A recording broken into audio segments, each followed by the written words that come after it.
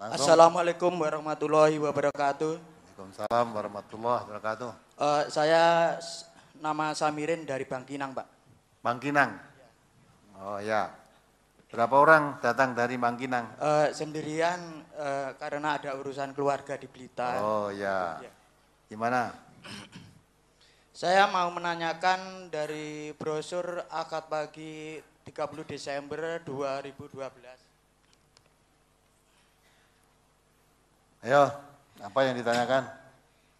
Tentang yang main-main jadi sungguhan, yang sungguhan jadi sungguhan. Yang main-main jadi sungguhan, yang sungguhan jadi sungguhan. Dari Abu Hurairah bahwasanya Rasulullah Shallallahu Alaihi Wasallam bersabda, ada 3 perkara sungguh-sungguh jadi sungguhan dan yang main-main jadi sungguhan, yaitu nikah, talak, dan rujuk. Yang saya tanyakan, sekarang ini kan lagi ngetrennya perkawinan main-main seperti di sinetron itu, Tat. Ya, sinetron itu kan pernikahan yang main-main, karena di dalam brosur ini yang main-main jadi sungguhan. Apakah bisa pernikahan yang di sinetron itu yang tadinya main-main apabila malam pertama bisa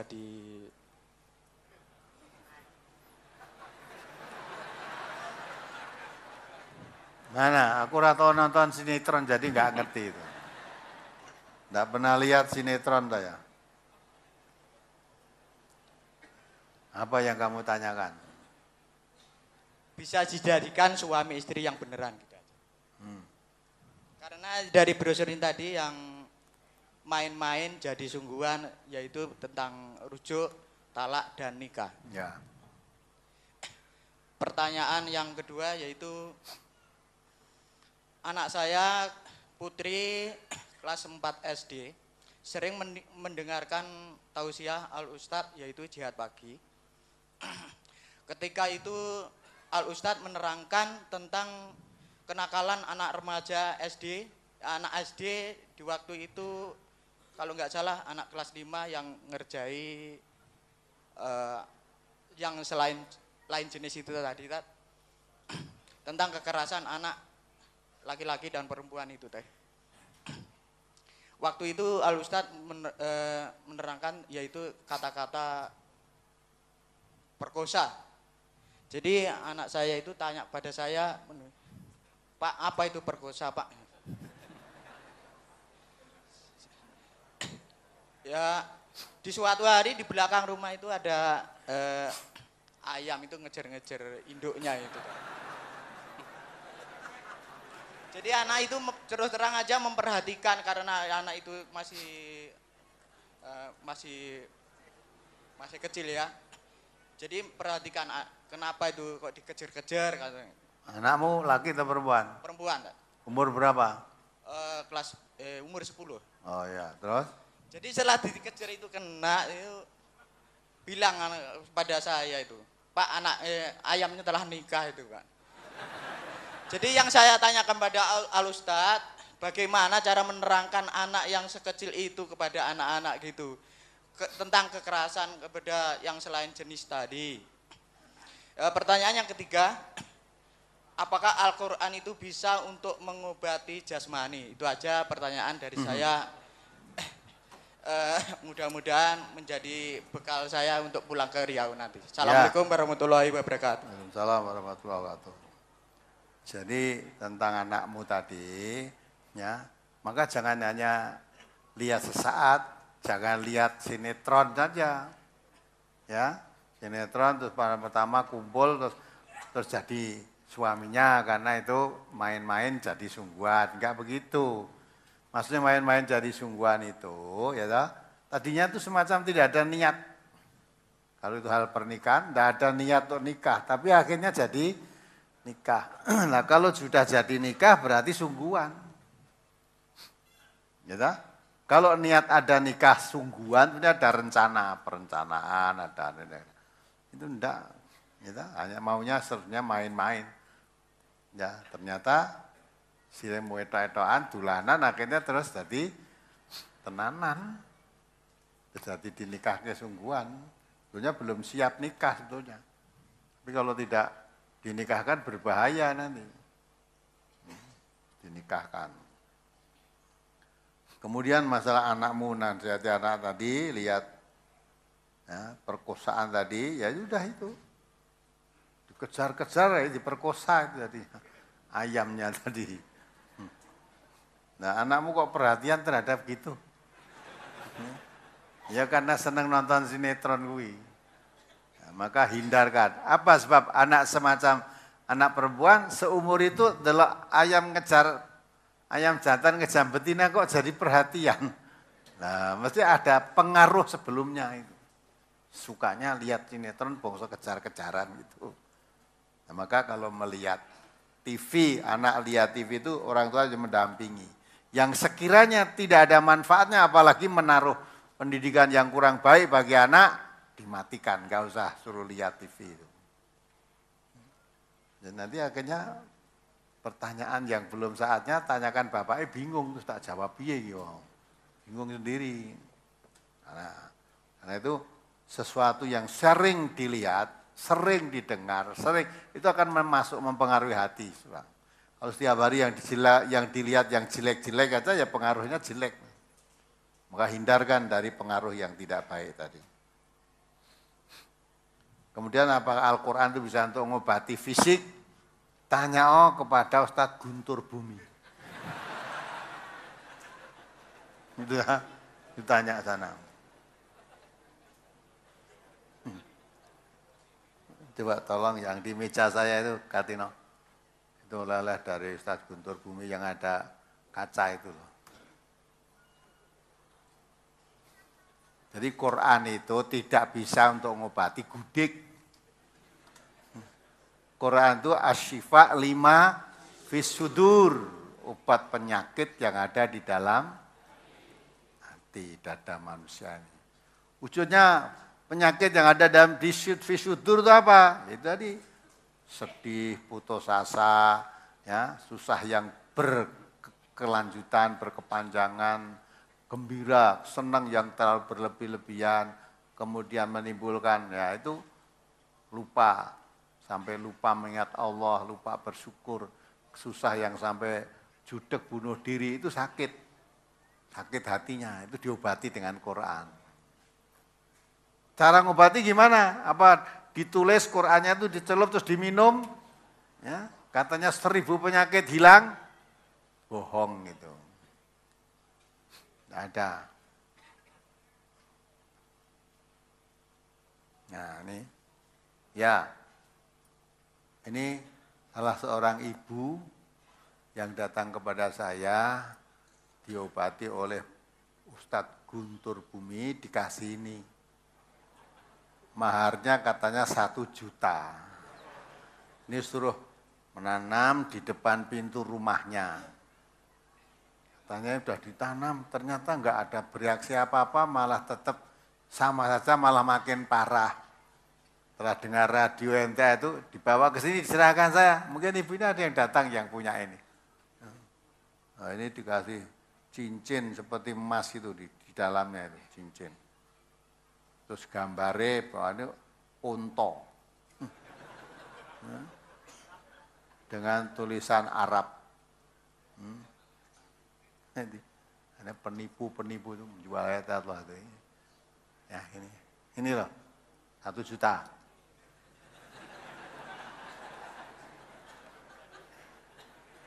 Maka kalau orang ngaji betul-betul akan bebas dari tipuan-tipuan begini ini. Tidak bisa ditipu Quran, karena kita ngerti Quran, ngerti gunanya Quran. Tidak bisa diseleweng-selewengkan begini. Quran untuk ngobati penyakit, ngobati wereng barang itu, bohong. Kan ada kan? Kamu baca, tuliskan ayat itu, kemudian digantungkan di sini, celup. Jadi apa itu?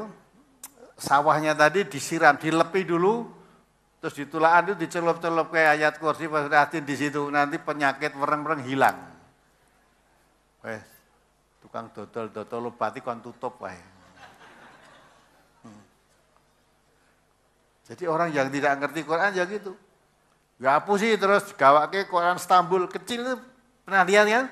Yang sering diberikan. Ini ada ndak hari ini yang jelaskan Ada Ustaz, yang Quran nyerahkan. Istanbulnya ya ada? Ada. Nah coba Quran ini. Ini penyerahan baru. Ini mesti dari orang yang mengatakan dirinya orang ahli agama. Quran yang besar itu tidak perlu dikaji. Loh, malah ada 2 nih, loh. Ya, Quran Istanbul. Lah Quran gedene sakmene ora iso maca malah dadekke sakmene coba. Kian ini. Ini mungkin 40 sudah ada ini di sana. Ya, coba. Coba Bapak bisa baca enggak ini coba? Bacanan. Bisa? Nah. Maca Quran gede bingung kejangan wes. Coba siapa yang bisa baca? Enggak bisa. Itu loh jimat.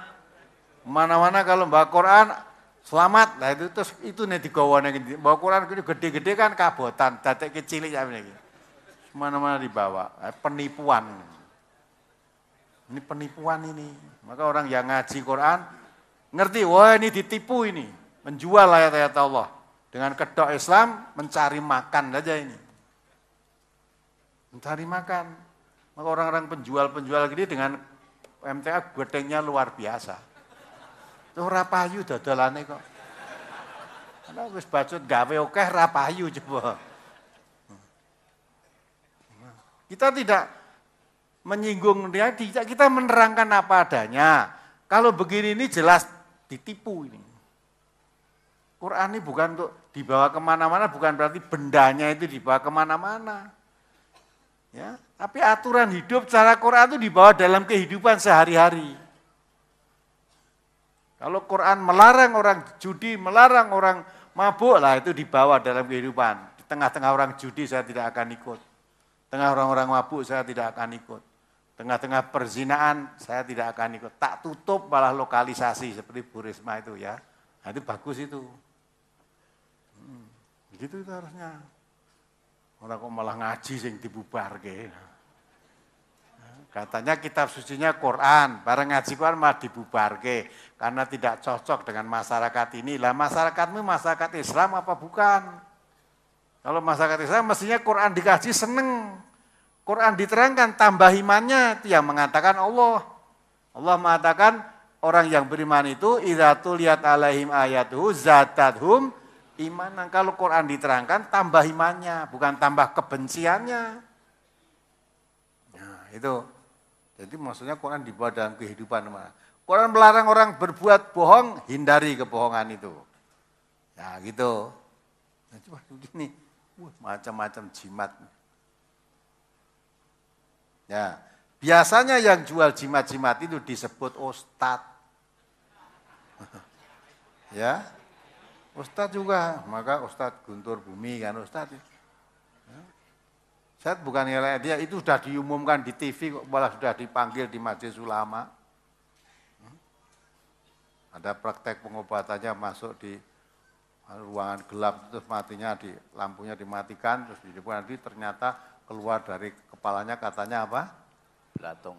Ulat-ulat, ular. Bangsa ngono ki saya sudah paham.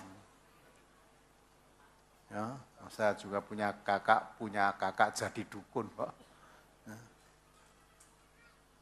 Iya, sekarang udah meninggal. Itu gitu. Pokoknya wong ngororone itu ya dihapusi gitu aja. Kebetulan pas praktek ada orang datang ke situ, supaya pas ada di situ. Begitu pasiennya pergi, tak tekoni, Mas kamu itu ngapusi wong kok ya ora. Aku ya ora ngapusi, tak kon ngono ya gelem kok gitu.